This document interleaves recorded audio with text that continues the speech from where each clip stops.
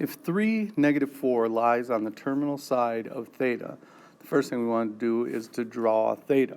Well, theta is going to be a position angle, so the initial side is going to be the positive x-axis with our vertex at the origin. 3, -4 is on the terminal side, so if we go, just plot that point, we go over 3 and down 4, over 3 and down 4, puts us about here. That's the point 3, 4, and it lies on our terminal side of angle theta. So this would be angle theta.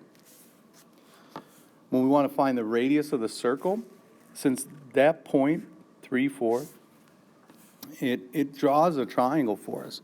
I mean, how we found it was literally by going over 3 and down 4. So we have this right triangle right here.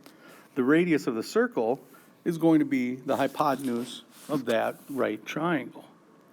So we'll do 3 squared plus -4 squared is equal to r squared.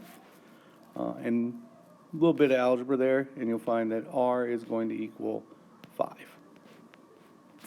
So we have this triangle with sides of length 3, -4, and 5. When we're going to evaluate sine, cosine, and tangent of theta, since theta is this obtuse angle, what we're going to do is reference this angle right here. This would be theta's reference angle. And we look at the right triangle that's in there. So bring this back. Now when we want to find the sine of theta, we go to the opposite side, which is going to be that -4, and the hypotenuse, that 5. -4 over 5. Cosine is the adjacent over the hypotenuse, so 3 over 5. And tangent would be opposite over adjacent. Opposite being the -4, and 3 being the adjacent.